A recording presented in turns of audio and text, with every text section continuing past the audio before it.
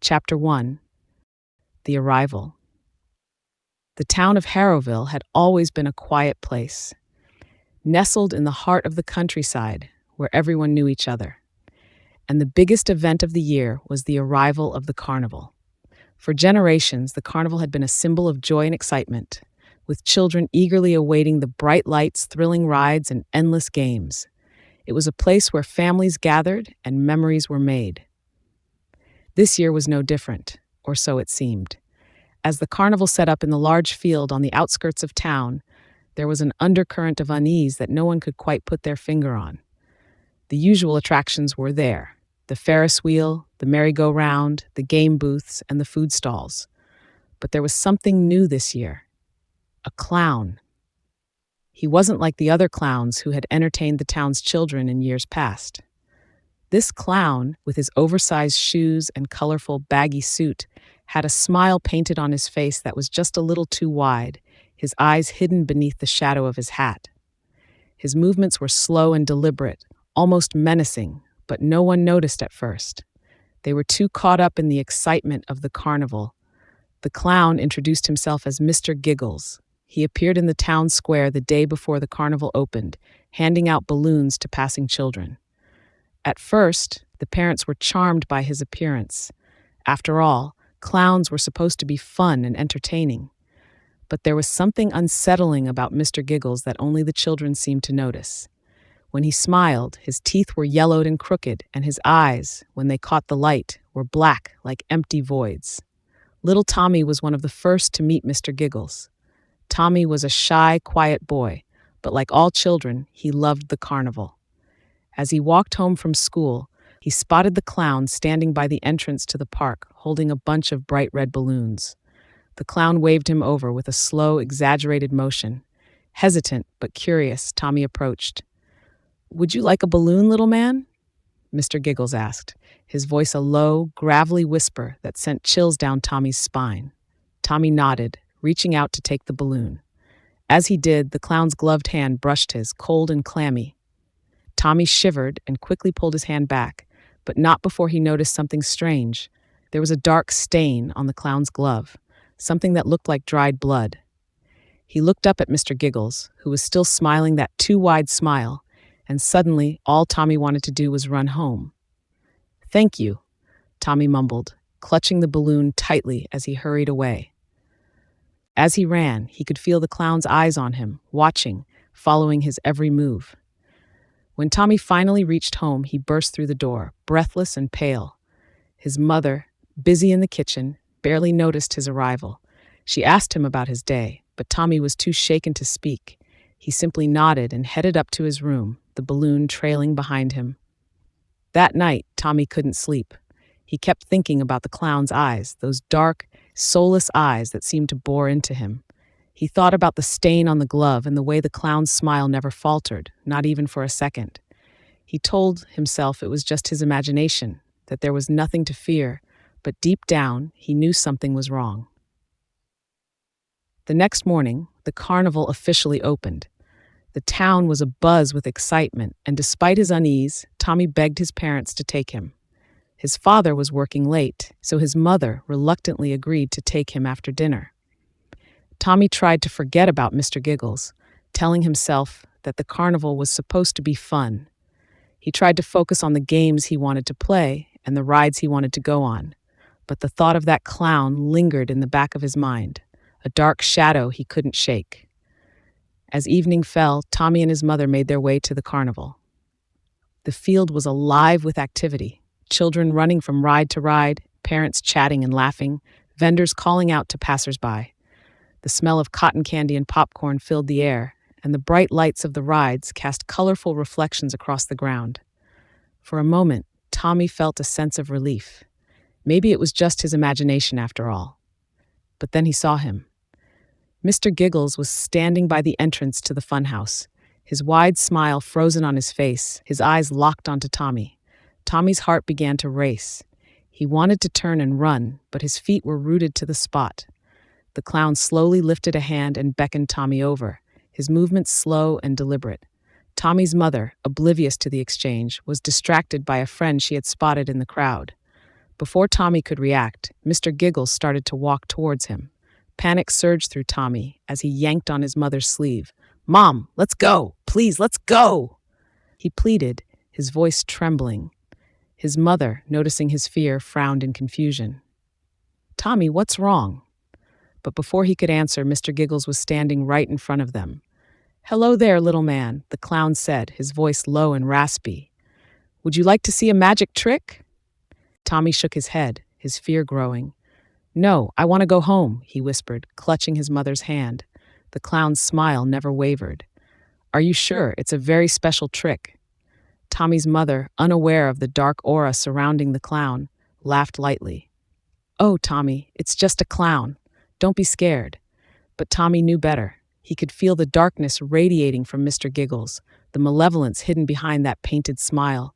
He tugged harder on his mother's hand. "Please, let's go," he begged. Sensing her son's genuine fear, Tommy's mother finally relented. "All right, sweetheart, let's go home." As they turned to leave, Tommy glanced back at Mr. Giggles. The clown was still smiling, but his eyes had grown colder, more menacing. Tommy knew then that this was no ordinary clown. This was something else, something evil. As they left the carnival, Tommy couldn't shake the feeling that they were being watched. He looked over his shoulder several times, but the clown was gone, vanished into the crowd. But even as they walked away, Tommy knew that he hadn't seen the last of Mr. Giggles. That night, as Tommy lay in bed, he heard a noise outside his window.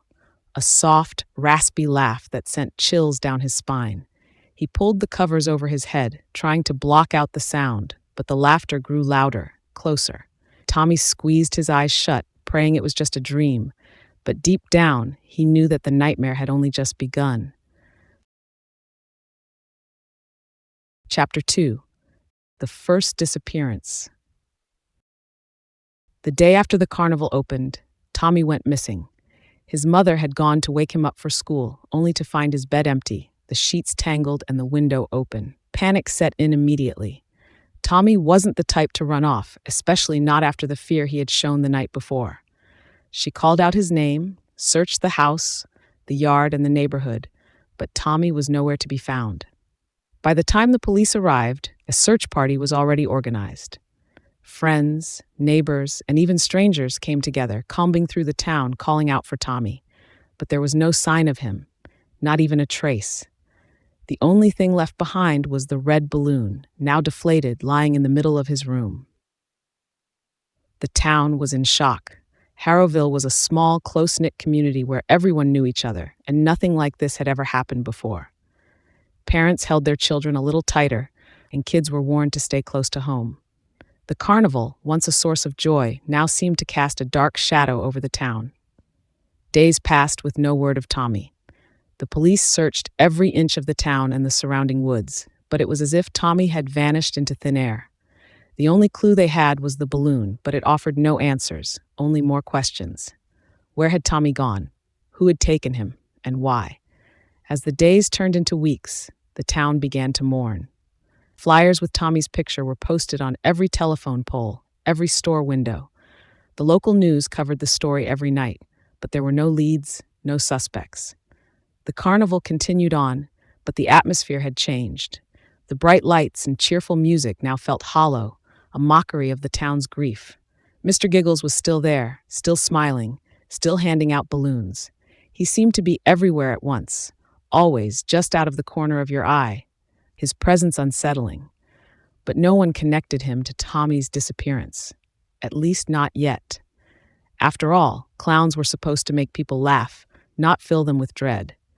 But Tommy wasn't the last. A week after he went missing, another child disappeared, this time a little girl named Sarah. She was last seen at the park, playing on the swings. Her mother had turned her back for just a moment, and when she looked again, Sarah was gone. The police were called immediately, and another search was organized. But just like Tommy, Sarah had vanished without a trace.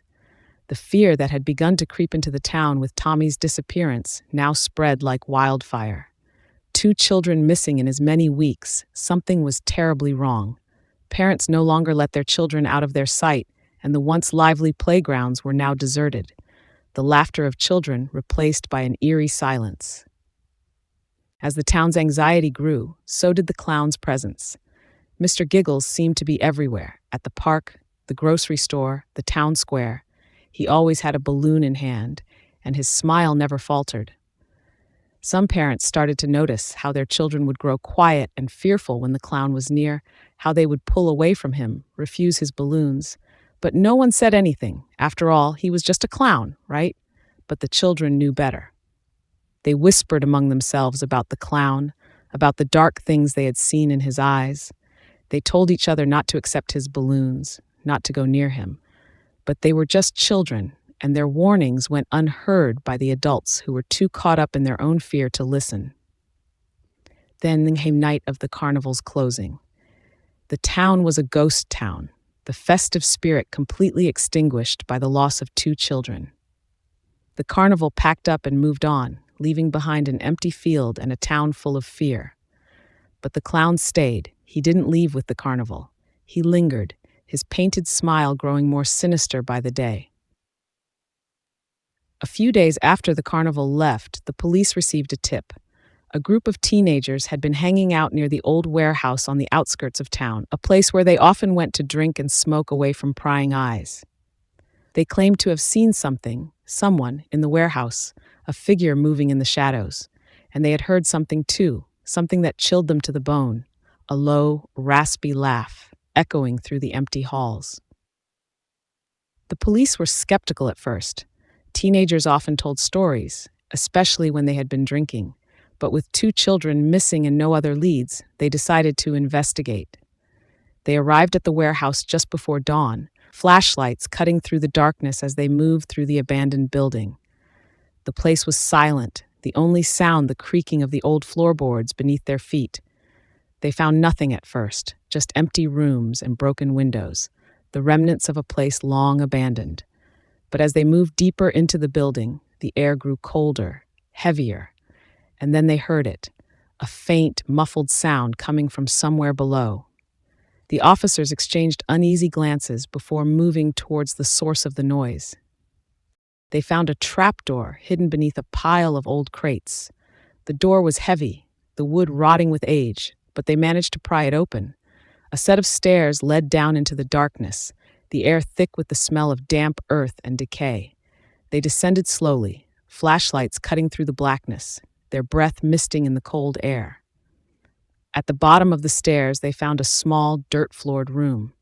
In the center of the room was a large wooden crate, and inside the crate, Tommy. He was alive, barely, his skin pale and his eyes wide with terror. He was clutching a deflated red balloon, his hands shaking as he stared up at the officers. They rushed to him, pulling him from the crate, but Tommy didn't speak. He couldn't. He was too far gone, his mind broken by the horrors he had endured. As they carried him up the stairs, one of the officers noticed something on the wall, something scratched into the wood with a sharp object. It was a single word, scrawled in large, jagged letters. Giggles. They got Tommy to the hospital, but he never spoke again. The doctors said he was in shock, that he might recover with time, but the truth was, Tommy was lost. Whatever he had seen in that dark room, whatever the clown had done to him, it had destroyed him. The town was left reeling. They had found Tommy, but there was still no sign of Sarah, and no one knew what had happened to her. The police searched the warehouse and the surrounding area, but there was no trace of the clown, no sign of Mr. Giggles. It was as if he had vanished into thin air, just like the children he had taken. But the town wasn't safe, not by a long shot.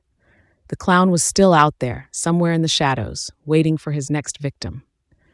And the people of Harrowville could do nothing but wait, their fear growing with each passing day, knowing that it was only a matter of time before the clown struck again.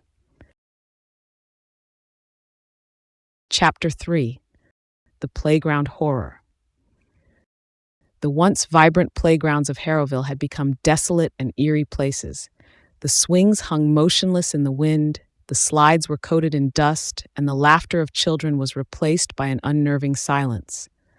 Parents no longer allowed their children to play there, and the sight of the playgrounds only served as a grim reminder of the horrors that had befallen the town.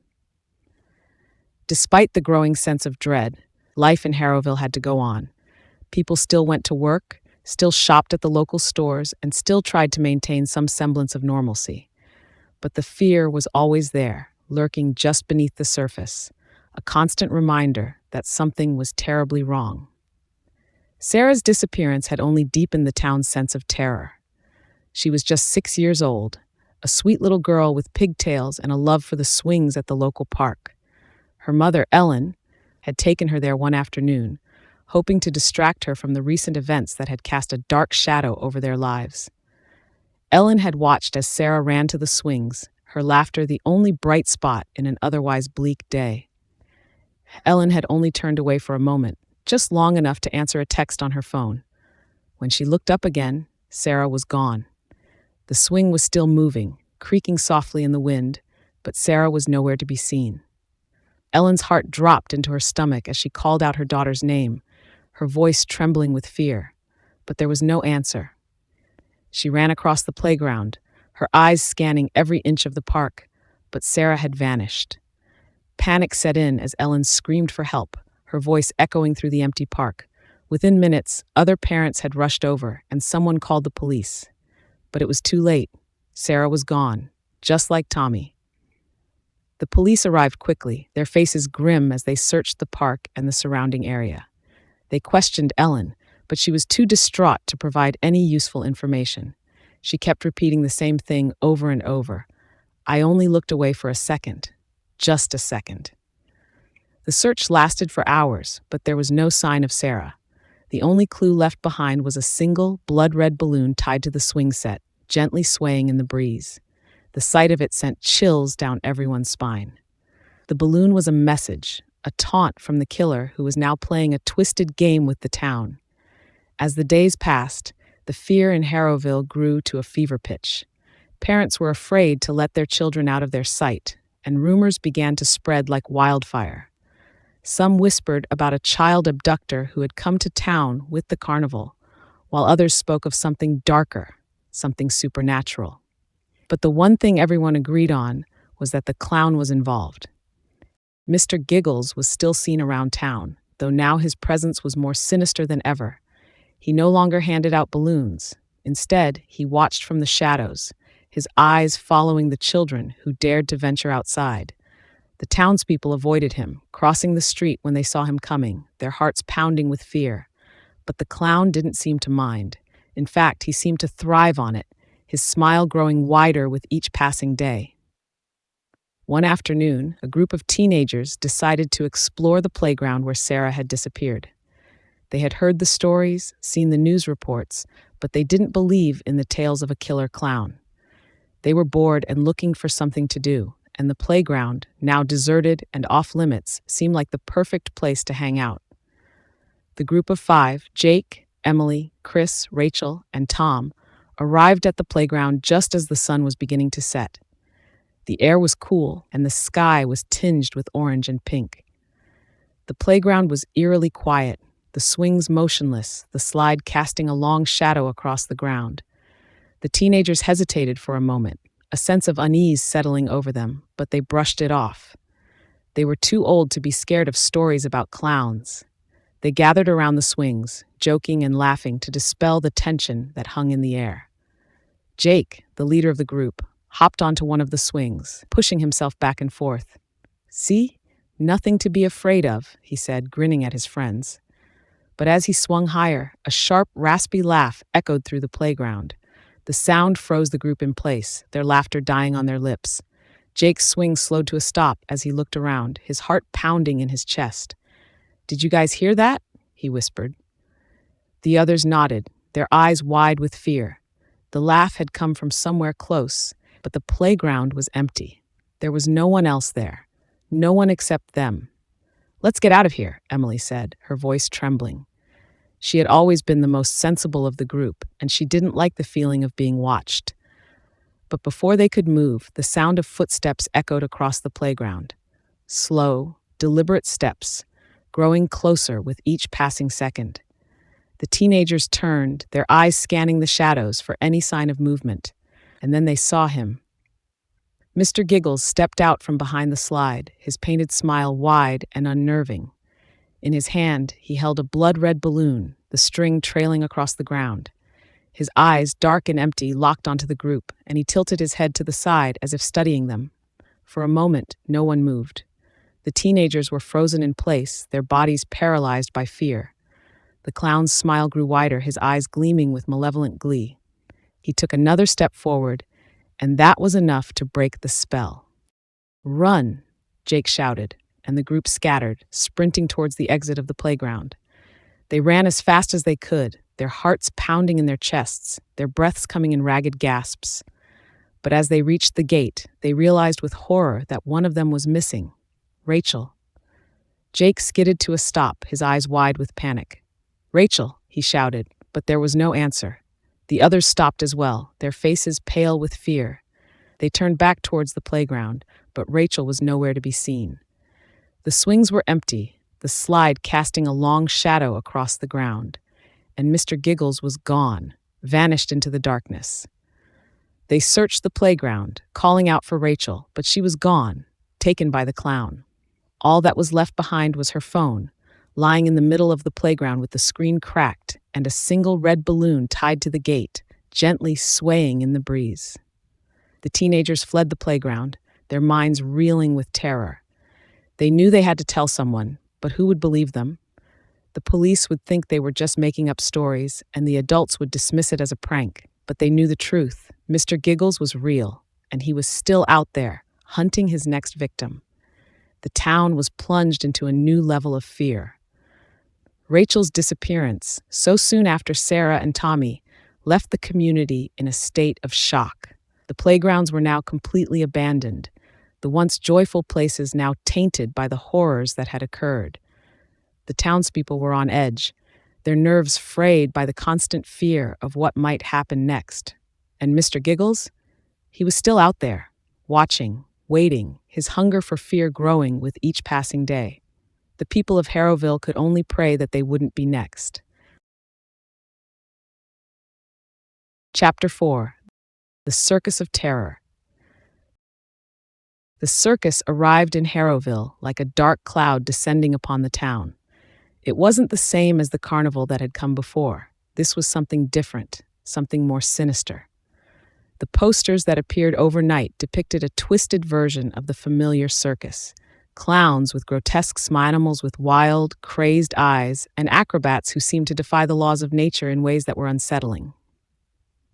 The circus set up on the outskirts of town, in a field that had long been abandoned. The tent was enormous, its black and red stripes rising high into the sky like the jaws of some great beast. The people of Harrowville were wary, their fear still fresh from the recent disappearances, but curiosity got the better of them. The circus promised something new, something exciting, and despite their better judgment, many felt compelled to go. The first night of the circus was packed.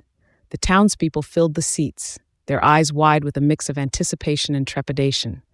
The ringmaster, a tall, thin man with a top hat and a long coat, welcomed them with a smile that didn't quite reach his eyes.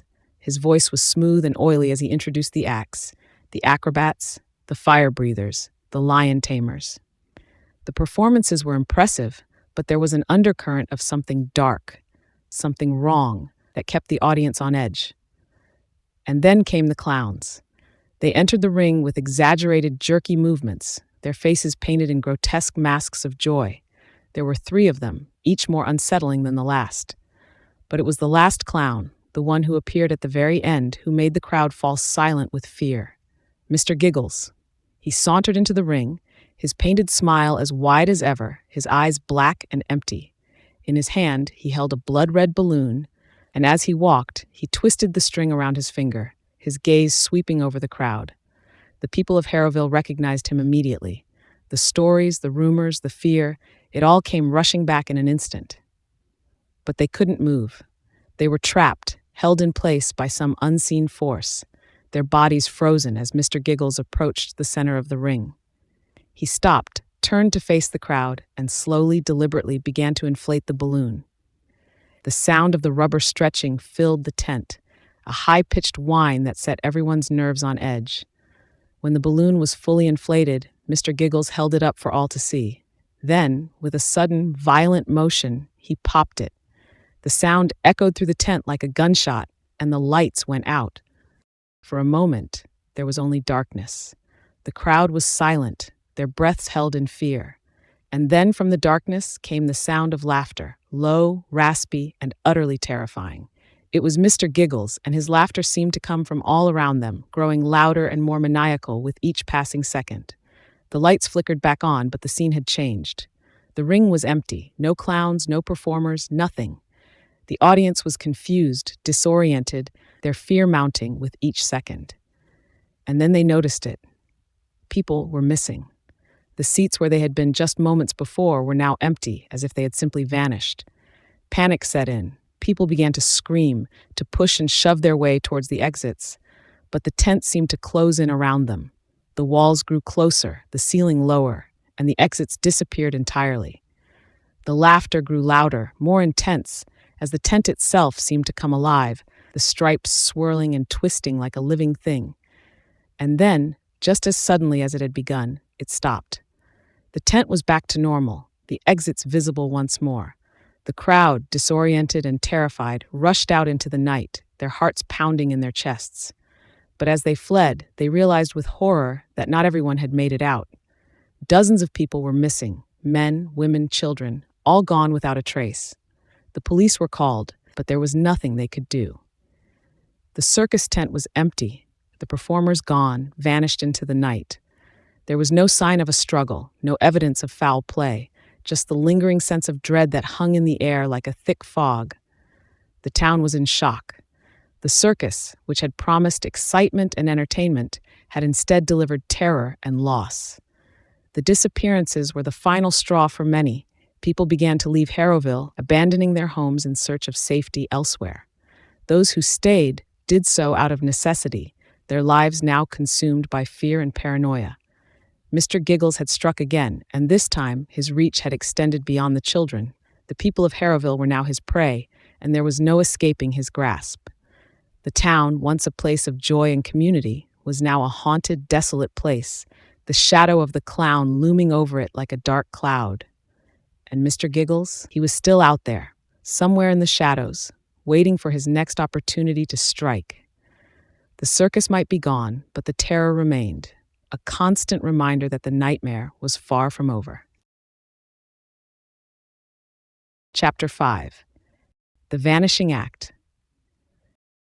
Harrowville had become a ghost town. The streets were empty, the houses abandoned, and the once bustling town square was now eerily silent. The fear that had taken hold of the town with the disappearances of Tommy, Sarah, Rachel, and countless others had driven many to flee. Those who remained lived in a constant state of dread, their every move shadowed by the specter of Mr. Giggles. The police were at a loss. They had searched every inch of the town, every abandoned building, every dark corner, but there was no sign of the clown. The only evidence they had were the deflated red balloons that seemed to appear out of nowhere, always at the scene of a disappearance, always a mocking reminder of the terror that had gripped the town. The media descended on Harrowville, eager to cover the story of the killer clown. Reporters camped out in front of the police station, interviewing anyone who would talk. But even they began to grow uneasy as the days passed. The stories they heard more horrifying than they could have imagined. The clown was no longer just a figure of fear. He had become a legend, a symbol of the darkness that had overtaken the town. One evening, as the sun was setting, the town's remaining residents gathered in the town square for a meeting. They were desperate, terrified, and willing to do anything to rid themselves of the nightmare that had taken over their lives. The mayor, a weary man who had aged years in just a few weeks, stood before them, his voice shaking as he addressed the crowd. "We can't go on like this," he said, his eyes scanning the faces of the few who had chosen to stay. "We have to do something. We have to find him. Stop him before it's too late." But no one had any ideas. The police had searched everywhere. The townspeople had barricaded themselves in their homes, and yet the clown continued to strike. It seemed as though he was always one step ahead, always watching, waiting for the perfect moment to take his next victim. Then, from the back of the crowd, a voice spoke up. It was an old woman, one of the town's oldest residents, her face lined with age and sorrow. "There's one place you haven't looked," she said, her voice raspy and low. The crowd turned to her, their eyes filled with a mixture of hope and fear. "Where?" the mayor asked, his voice trembling. "The old theater," she replied, "the one that's been abandoned for years. No one goes there anymore. It's the perfect place for someone or something to hide." The theater. It had once been the pride of Harrowville, a grand building that had hosted plays, concerts, and movies for the townspeople. But it had fallen into disrepair years ago, its doors closed, its windows boarded up. No one had set foot in it for years. It was a forgotten relic of a bygone era. The police had dismissed it as a potential hiding place. After all, what could possibly be in there? But now, with no other leads, they were willing to try anything. They gathered a small group of officers and volunteers, armed with flashlights and whatever weapons they could find, and set off for the theater. The building loomed before them, its once grand facade now cracked and crumbling. The windows were dark, the doors creaking on their hinges as the wind blew through the empty streets. The group hesitated for a moment, a sense of foreboding washing over them, but they knew they had no choice. If they didn't find Mr. Giggles here, they might never find him. They pried open the doors and stepped inside. The air was thick with dust, the smell of mold and decay overpowering. The lobby was empty, the ticket booth covered in cobwebs, the old posters on the walls faded and torn. Their footsteps echoed through the empty space as they made their way towards the auditorium. The theater was even more decrepit than they had imagined. The seats were covered in a thick layer of dust, the stage curtains moth-eaten and hanging in tatters. The once grand chandelier that hung from the ceiling was now broken, its crystals scattered across the floor. But there was something else, something that made their blood run cold. In the center of the stage, illuminated by a single flickering spotlight, was a large wooden crate. It was the same kind of crate that Tommy had been found in, the same kind of crate that had haunted their nightmares for weeks. The group hesitated, fear gripping their hearts, but they knew they had to see what was inside. They approached the crate cautiously, their flashlights shaking in their hands. One of the officers, a young man who had only been on the force for a few months, reached out and pried open the lid. Inside was another child, this time a little girl, her face pale and her eyes wide with terror. She was alive, but barely, her body trembling as she clutched a deflated red balloon. The group quickly pulled her from the crate, but she was too weak to speak, too traumatized to tell them anything. As they carried her towards the exit, the sound of laughter echoed through the theater. It was Mr. Giggles, his voice low and mocking, reverberating through the empty space. The group froze, their hearts pounding in their chests, their eyes scanning the darkness for any sign of the clown. But he was nowhere to be seen. The laughter grew louder, more intense, as if it was coming from all around them. The walls seemed to close in, the darkness growing thicker, more oppressive. The group panicked, rushing towards the exit, but the doors slammed shut before they could reach them. They were trapped. The laughter grew louder still, filling the theater with a sense of impending doom. The group huddled together, their flashlights flickering as the air grew colder, the darkness more suffocating. And then, just as they thought they couldn't take it anymore, the laughter stopped. The silence was deafening. The group held their breath, their bodies trembling with fear, waiting for something, anything, to happen. But nothing did. The theater was empty, the darkness still and silent, as if the clown had never been there at all. They eventually managed to force the doors open and fled the theater, carrying the girl with them. But they knew that the nightmare was far from over. Mr. Giggles was still out there, still watching, still waiting for his next opportunity to strike. The theater was boarded up once more, this time with heavy chains and locks, and no one dared go near it again. But the fear remained, a constant, gnawing presence that haunted the people of Harrowville day and night. Mr. Giggles had become more than just a killer. He was a legend, a boogeyman who lurked in the shadows, a reminder that true evil could never be truly defeated. And the people of Harrowville could only hope that they wouldn't be his next victim. Chapter 6: The Final Showdown. The town of Harrowville was on the brink of collapse. The fear and paranoia that had taken hold of the town with the arrival of Mr. Giggles had driven many to flee, leaving behind a ghost town of empty houses and abandoned streets. Those who remained lived in a constant state of dread, their lives overshadowed by the specter of the killer clown who had terrorized their community for so long. But there was one person who refused to give up. Sheriff David Collins had been the head of the Harrowville Police Department for over 20 years. He had seen his fair share of tragedy, but nothing had prepared him for the nightmare that had descended upon his town. The disappearances, the circus, the theater, every step of the way, Mr. Giggles had been one step ahead, taunting them with his twisted games. Sheriff Collins was determined to put an end to the clown's reign of terror once and for all. He had lost too many good people, friends, neighbors, even his own nephew Tommy, to the monster who had turned their town into a living nightmare. He knew that if he didn't stop Mr. Giggles, no one else would. The sheriff spent days poring over every piece of evidence, every report, every witness statement. He searched for patterns, connections, anything that might lead him to the clown's hiding place. But Mr. Giggles was careful. He left no traces, no clues, only the lingering scent of fear and a trail of deflated red balloons. Then one night, Sheriff Collins received a tip, a phone call from a man who claimed to have seen something near the old circus grounds. The man was terrified, his voice shaking as he described a figure moving in the shadows, a figure with a wide, painted smile and a blood-red balloon. The sheriff didn't hesitate. He grabbed his gun, his flashlight, and set off for the circus grounds. The night was cold and dark, the moon hidden behind thick clouds. The old circus grounds were overgrown with weeds, the tents and rides long since abandoned. The sheriff moved cautiously, his flashlight cutting through the darkness, his heart pounding in his chest. He knew that this could be a trap, that Mr. Giggles could be leading him into a final, deadly game. But he didn't care. He had to end this, no matter the cost. As he approached the center of the grounds, he saw it, the same black and red striped tent that had appeared in the field all those weeks ago. It was smaller now, more decrepit, but it was unmistakable. The sheriff took a deep breath, steeling himself for what he was about to face, and stepped inside.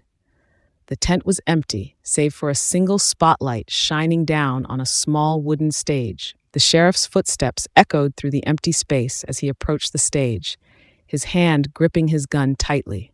He could feel the presence of the clown, the sense of evil that hung in the air like a thick fog. And then from the darkness, Mr. Giggles appeared. The clown stepped into the spotlight, his painted smile as wide and unsettling as ever. In his hand, he held a blood-red balloon, the string trailing across the ground. His eyes, dark and empty, locked onto the sheriff, and for a moment, the two stood in silence, the tension between them thick and palpable. Sheriff Collins raised his gun, aiming it at the clown's head. "This ends now," he said, his voice steady, though his heart was racing. Mr. Giggles tilted his head to the side, his smile never faltering. "Does it?" he asked, his voice low and mocking. "Or is it just beginning?" Before the sheriff could react, the clown moved, faster than he could have imagined. Mr. Giggles lunged at him, the balloon bursting with a loud pop that echoed through the tent. The sheriff fired his gun, but the clown was too quick, too agile, his movements a blur of color and sound. The two struggled, their fight a chaotic dance of light and shadow. The sheriff fought with everything he had, but Mr. Giggles was relentless, his strength and speed otherworldly. The tent seemed to close in around them, the walls twisting and warping as the clown's laughter filled the air, growing louder and more maniacal with each passing second. Just as the sheriff thought he might lose, he remembered something, a small, seemingly insignificant detail from one of the witness statements. The balloon. Every time Mr. Giggles had appeared, he had a balloon.